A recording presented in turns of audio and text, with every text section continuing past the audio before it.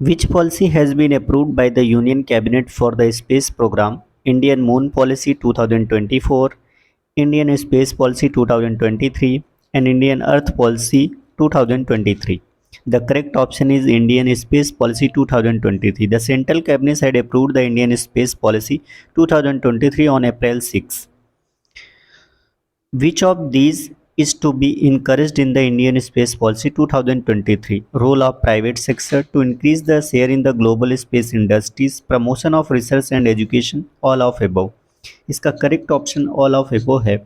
ऐसा इसलिए क्योंकि गवर्नमेंट चाहती है कि जो प्राइवेट सेक्टर है उसके रोल को बढ़ाया जाए और जो ग्लोबल स्पेस इंडस्ट्रीज़ है जहाँ बड़ी बड़ी कंपनियां हैं जैसे स्पेस एक्स है और भी इंडियन है, रॉसकॉम्स है, ये बड़ी बड़ी एजेंसियों को टक्कर देने के लिए काम किया गया। दूसरा, promotion of research and education, इस क्षेत्र में भी अगर प्राइवेट प्लेयर आएंगे तो जाहिर सी बात है रिसर्च को बढ़ावा मिलेगा, इसलिए भी इसका ऑप्शन है। तो इसके सभी ऑप्शन करेक्ट हैं। Next, how many startups are there in ISRO? Union Minister Dr. Jiten Singh said that the central government had opened up space sector for private companies 2020. तो जो यूनियन मिनिस्टर थे जितेंद्र सिंह, उन्होंने एक सवाल के जवाब में कहा था कि 2020 पे हमने सभी प्राइवेट कंपनियों के लिए खोल दिया था। Due to the number of startups in ISRO has reached approximately 150 within 3 years, और अब तक 150 बड़े कंपनियां आप कह सकते हैं जो इस क्षेत्र में आए हैं।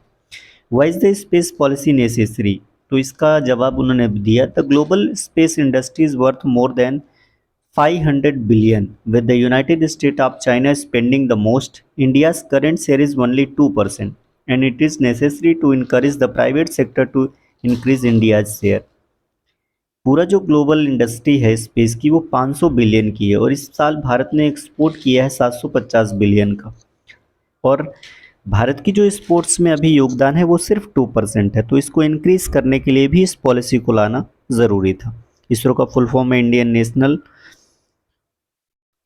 इसरो पहले प्रारंभिक रूप से Indian national committee for space research 1962 में यह बनी थी।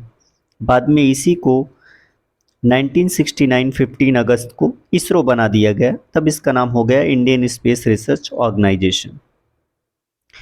नेक्स्ट क्वेश्चन पे आ जाते हैं। Public sector banks deposit how much unclaimed amount lying in various accounts with RBI? बहुत सारे जो सरकारी बैंक थे उनके पास करीब 35,012 करोड़ रुपए पड़े थे जिन्हें आरबीआई ने अपने अकाउंट में हैंडल कर लिया था। इनके लिए कोई भी व्यक्ति इन पे नहीं मिला था। अब ये जो फंड है वो एक तरह से आप कह सकते हैं कि इस फंड के लिए किसी ने क्लेम नहीं किया था, ये उसकी वजह थी। Number of account holders money, these unclaimed deposits are related to 10.24 crore accounts that were transferred to RBI by the end of February 2023, और ये करीब 10 करोड़ 24 लाख लोगों के थे। Finance minister Bhagwat Karad revealed this in a written reply in Lok Sabha, और ऐसा उन्होंने लोकसभा की रिप्लाई के दौरान दिया है। फिनेंस जो मतलब राज्य मंत्री हैं। In which state did President Draupadi Murmu inaugurate Jai Utsav in April 2020? The correct option is Assam. The elephant festival Gaj Utsav was organized in Kaziranga National Park in Assam. President Draupadi Murmu inaugurated it on April 7, 2023. The festival is being celebrated in India to mark the competition for 30 years of elephant conservation. It is being organized by the Wildlife Trust of India and the Ministry of Environment, Forest and Climate Change. And the current Chief Minister of Assam, Hemanta Biswa Sharma, capital Dispur, and Governor Gulab Chandra Kataria. Next question. NASA Human Moon Mission Artemis 2 will be launched in 2024. How many astronauts including women will go in it? The correct answer is 4. Name the first female astronaut selected for the NASA's Human Moon mission. The option is Christina Koch. The American Space Agency NASA has announced this important lunar mission.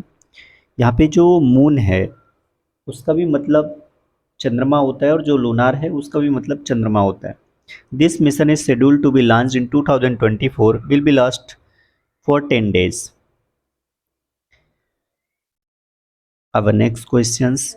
Who is the richest person in Asia's as per Forbes 36th Annual World Billionaire List 2023? तो अभी Forbes की 37वें number की annual जो world billionaire की list आई है उसके अनुसार Asia में सबसे रिचेस्ट पर्सन बन गए हैं मुकेश अंबानी और दुनिया में ये 9वें नंबर पर है। खास बात यह है कि गौतम अडानी का इस बार नंबर 24th नंबर पर है, वो 24वें नंबर पर पहुंच गए हैं और मुकेश अंबानी 9वें नंबर पर हैं। Who became the new president of National Rifle Association of India (NRAI)? The correct answer is Kailash Narayan Singh. NRI is the Rifle Association of India and it was formed in 1951 and Minister of Sports Anurag Thakur. When is World's Autism Awareness Day celebrated? The correct answer option is April 2. Name the first woman to become an umpire in a men's full member T20 international match. The correct option is Kim Cotton. They are from the New Zealand. While women umpires have been seen in international cricket matches before, this was the first time in men's cricket. ये पहली बार है जब कोई महिला empire किसी men's cricket में एम्पायरिंग करने के लिए आई है, तो ये बड़ा ऐतिहासिक विषय है।